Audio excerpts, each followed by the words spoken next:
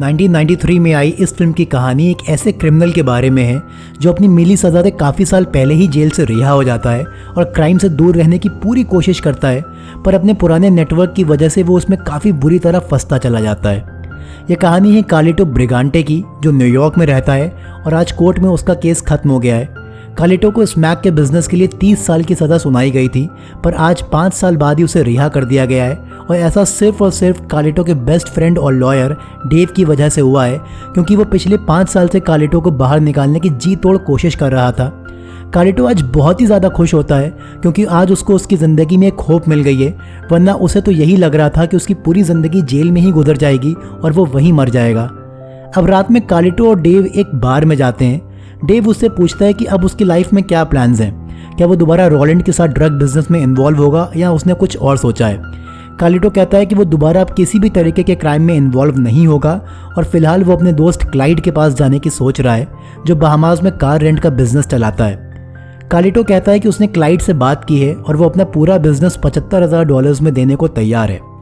Dave उसे यहाँ पर एक नाइट क्लब ओनर सैसो के बारे में बताता है, जिस पर इस टाइम लोगों का काफ़ी कर्जा है और कोई भी उसे $25,000 देकर क्लब का पार्टनर बन सकता है।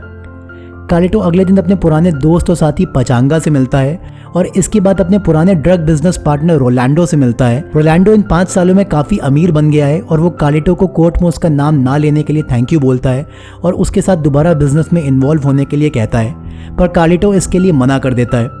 कार्लिटो अब कुछ टाइम बाद अपने कज़न गुआरियो से मिलता है। गुआरियो वैसे तो एक स्टूडेंट है, पर अब वो भी ड्रग बिजनेस में इन्वॉल्व हो गया है। गुआरियो कार्लिटो को लेकर एक ड्रग डील के लिए जाता है।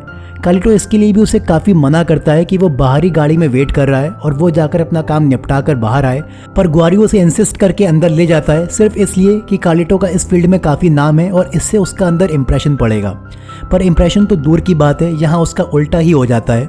जिन लोगों से गुआरियो को $30,000 के ड्रग्स लेने थे, वो उस पर अटैक कर देते हैं और कार्लिटो गुआरियो को बचाने के लिए उन लोगों को शूट करता है और सबको जान से मार देता है, पर गुआरियो अब तक मर चुका होता है। कार्लिटो को अब वो $30,000 देखते हैं और उसे उठाकर वो यहाँ से निकल जाता है। इसके बाद कार्लिटो देव से मिलता है और कहता है कि मैंने सासो का नाइट क्लब देखा है और वो मुझे सही लग रहा है, मैं उसे पैसे देने के लिए तैयार हूँ। देव कार्लिटो को सासो के पास ले जाता है और कार्लिटो $25,000 देकर इस क्लब का को ओनर बन जाता है और इसके बाद वो अपने दोस्त पचांगा को अपना राइट हैंड बनाता है। कार्लिटो की मुलाकात यहाँ पर एक यंग गैंगस्टर्स बेनी ब्लैंको से होती है, जो कार्लिटो को काफ़ी एडमायर करता है और उसे अपने साथ ड्रग बिजनेस में इन्वॉल्व होने का ऑफर देता है। कार्लिटो यहाँ बेनी के ऑफर को रिजेक्ट कर देता है क्योंकि वो अब इन सब चीज़ों में नहीं पड़ना चाहता है। इसके बाद कार्लिटो भाई की लाइफ में प्यार की एंट्री होती है। कार्लिटो की मुलाकात उसकी पुरानी गर्लफ्रेंड गेल से होती है और वो उसके साथ डेट पर जाता है।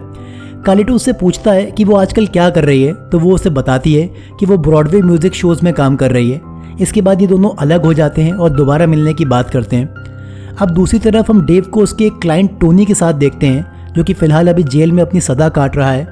टोनी यहाँ डेव को काफ़ी धमकाता है क्योंकि टोनी ने अपने बेटे को देने के लिए डेव को $1 मिलियन दिए थे, पर डेव ये पूरे पैसे हड़प कर बैठा है। टोनी उससे कहता है कि तुम्हें मेरे पैसे तो वापस करने ही होंगे और उससे पहले मुझे यहाँ से भगाना होगा। वो कहता है कि जेल में मेरी एक पुलिस वाले से अच्छी सेटिंग है, वो मुझे यहाँ से बाहर निकाल देंगे और तुम्हें वहाँ से मुझे आगे लेकर जाना होगा।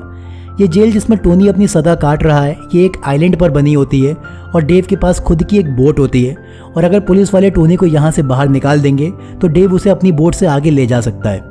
दूसरी तरफ कार्लिटो काफ़ी खुश होता है क्योंकि उसने अब तक $25,000 के साथ साथ $14,000 और कमा लिए हैं और अगले 2-3 महीनों में $30,000 से $40,000 और कमाकर वो यहाँ से बहामास के लिए निकल जाएगा। पर कार्लिटो भाई का सपना लोग इतनी आसानी से कैसे पूरा होने देंगे। अब कार्लिटो से मिलने उसका एक पुराना साथी ललिन आता है। ललिन को भी 30 साल की सज़ा सुनाई गई थी, पर वो उसे बताता है कि उसे जल्दी रिहा कर दिया गया है।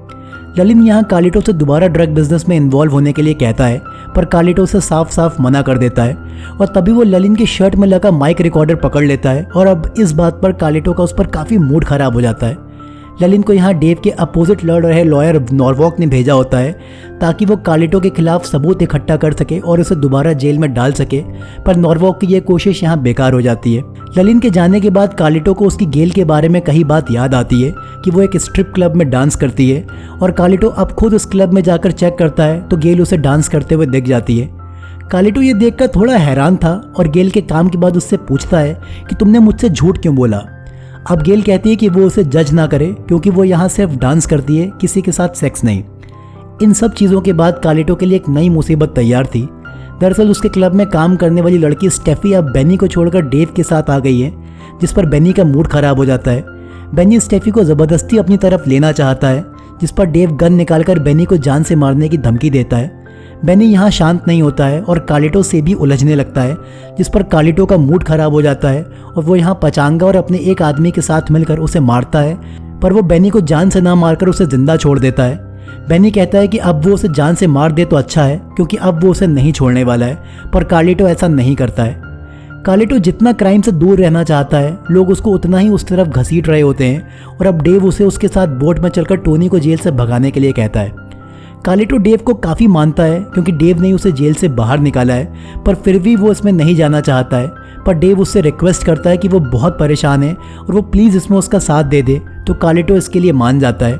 कार्लिटो इसके बाद एक दिन गेल के घर जाकर उसे सरप्राइज़ देता है और यहाँ ये दोनों साथ में टाइम स्पेंड करते हैं। वो उसे कुछ टाइम बाद अपने साथ बहामास चलने के लिए कहता है और गेल इसके लिए मान जाती है। अब फाइनली कार्लिटो डेव और टोनी के बेटे फ्रैंक के साथ बोट पर टोनी को लेने के लिए जाता है। यहाँ डेव ने कार्लिटो को धोखा दिया है और वो यहाँ अपने गलत इरादे से आया था। वो टोनी और इसके बेटे फ्रैंक को जान से मार देता है और इस बात पर कार्लिटो उस पर काफ़ी ज़्यादा भड़क जाता है क्योंकि वो अब तक डेव को एक अच्छा इंसान मानता था, पर टोनी से पैसे खाकर और आज उसे और उसके बेटे को जान से मारकर वो उसकी नज़रों में गिर गया है। इसके कुछ टाइम बाद दो अनजान लोग डेव के ऑफिस में जाकर उस पर चाकुओं से हमला करके वहाँ से भाग जाते हैं और दूसरी तरफ कार्लिटो जब गेल के साथ होता है तब उसे नॉर्वॉक के ऑफिस में बुलाया जाता है। नॉर्वॉक उसे यहाँ डेव की एक टेप रिकॉर्डिंग सुनाता है जिसमें वो कार्लिटो के खिलाफ गवाही देने को तैयार था और ये सुनकर कार्लिटो अब डेव को पहचान गया है कि वो कोई उसका दोस्त नहीं है, वो सिर्फ उसे यूज़ कर रहा है। नॉर्वॉक बताता है कि डेव इस हमले में बच गया है और फिलहाल अभी हॉस्पिटल में है। वो कार्लिटो से पूछता है कि क्या तुम भी डेव के साथ उस बोट पर थे। कार्लिटो झूठ बोलता है कि वो उसके साथ उस बोट पर नहीं था, पर नॉर्वॉक को उस पर यकीन नहीं होता है और वो इसे आगे इन्वेस्टिगेट कराने की बात करता है। इसके बाद कार्लिटो को समझ आ जाता है कि जल्द से जल्द उसे न्यूयॉर्क छोड़कर भागना पड़ेगा, नहीं तो वो इसमें बुरी तरह फंस जाएगा। वो गेल से कहता है कि आज रात हम लोग 11:30 बजे की ट्रेन से यहाँ से भाग जाएंगे और गेल से ट्रेन स्टेशन पर मिलने के लिए कहकर वो यहाँ से चला जाता है। कार्लिटो इसके बाद डेव के पास हॉस्पिटल में पहुँचता है और यहाँ वो एक इंसान को पुलिस वाले के यूनिफॉर्म में देखता है, पर उसे शक होता है कि ये डेव को मारने आया है।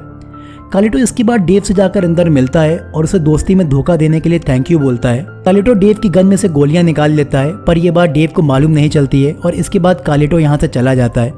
कार्लिटो के जाने के बाद वो इंसान जो पुलिस वाले के यूनिफॉर्म में था अंदर आता है और डेव को शूट करने जा रहा होता है। डेव ये देखकर तुरंत अपनी गन उठाता है और उस इंसान को शूट करना चाहता है, पर उसमें अब एक भी गोली नहीं थी और यहाँ डेव मारा जाता है। पुलिस की यूनिफॉर्म में आया ये शख्स कोई और नहीं बल्कि टोनी का दूसरा बेटा विंसेंट होता है, जिसने आज अपने भाई और बाप की मौत का बदला ले लिया है। कार्लिटो अपने बार में आता है और पचांगा को गेल को लेकर स्टेशन पहुंचने के लिए कहता है। बार के अंदर आते ही कार्लिटो की मुलाकात कुछ पुराने इटालियन गैंगस्टर्स से होती है और आज इन्हें यहाँ देखकर कार्लिटो को शक होता है कि शायद ये लोग टोनी की मौत को लेकर कुछ बात करने आए हैं या ये लोग उसे मारने आए हैं, पर वो इन्हें यहीं पर छोड़ देता है और अपने ऑफिस में जाकर अपना लॉकर खोलकर पैसे निकालने लगता है, पर उसके अंदर पैसे नहीं होते हैं और ये देखकर वो काफ़ी शॉक्ड होता है। अब वो नीचे उन इटालियन गैंगस्टर्स के साथ विंसेंट को बैठा हुआ देख लेता है और समझ जाता है कि ये लोग उसकी भी जान के पीछे पड़े हैं, पर सबसे पहले अभी उसके लिए उसके पैसे इंपॉर्टेंट हैं। वो तुरंत सैसो के पास जाकर उसकी गर्दन पर चाकू रखता है और पैसे देने के लिए कहता है और तब सैसो उसे बता देता है कि उसने पैसे कहाँ छुपाए हैं। कार्लिटो अब वो पैसे बटोरता है और यहाँ से भाग जाता है और ये देखकर विंसेंट और उसके साथ बैठे लोग भी उसका पीछा करने लगते हैं। ये लोग कार्लिटो का पीछा करते करते रेलवे स्टेशन तक पहुंच जाते हैं और अब कार्लिटो इनसे बच कर भागने लगता है और लास्ट में इनके बीच में शूट आउट होता है जिसमें कार्लिटो इन सबको मार देता है, पर इनमें विंसेंट अभी भी बच जाता है और गन लेकर कार्लिटो के पीछे गोलियां चलाता है। कार्लिटो बचते बचाते गेल तक पहुंचता है और विंसेंट को स्टेशन में पुलिस वाले शूट कर देते हैं। कार्लिटो गेल के साथ बस ट्रेन के अंदर जाने ही वाला होता है, पर तभी बेनी पीछे से आकर उस पर गोलियां चलाता है। यहाँ बेनी को कार्लिटो के आने की खबर पचांगा ने दी होती है क्योंकि वो कार्लिटो के जाने के बाद बेनी के साथ काम करना चाहता था, पर बेनी कार्लिटो के बाद उसे भी गोली मार देता है और उसे उसकी गद्दारी का रिवॉर्ड देता है। कार्लिटो अब काफ़ी ज़्यादा घायल हो चुका था और वो समझ गया था कि अब वो जिंदा नहीं बचने वाला है और $75,000 निकालकर गेल को देते हुए कहता है कि इससे तुम दोनों अपनी नई जिंदगी शुरू कर सकते हो। कार्लिटो यहाँ पर तुम दोनों इसलिए कहता है क्योंकि गेल प्रेग्नेंट होती है। गेल यहाँ पर बहुत रोती है और इसके बाद ही कार्लिटो को तुरंत हॉस्पिटल पहुँचाया जाता है। कार्लिटो का बहामास जाने का सपना सपना ही रह जाता है और वो यहाँ हॉस्पिटल में मर जाता है और इसी के साथ इस फिल्म की कहानी भी यहीं पर ख़त्म हो जाती है। इस मूवी में कार्लिटो ने क्राइम से दूर रहने की बहुत कोशिशें करी होती हैं, पर उसके इर्द गिर्द उसे जितने भी लोग मिले वो सब के सब कहीं ना कहीं उसे क्राइम में इन्वॉल्व करते गए और कार्लिटो की तमाम कोशिशों के बावजूद उसकी किस्मत ने उसे वहाँ लाकर खड़ा कर दिया जहाँ से वो हमेशा भाग रहा था। कभी कभी हमारी पिछली ज़िंदगी हमारी आने वाली ज़िंदगी को बहुत बुरे तरीके से इफ़ेक्ट करती है और यही इस फिल्म में बताया गया है। वीडियो पसंद आया हो तो आप वीडियो को लाइक करिए, चैनल को सब्सक्राइब करिए। फिर मिलता हूँ आपसे एक ज़बरदस्त कहानी के साथ। तब तक के लिए अपना ख्याल रखिए। Good bye.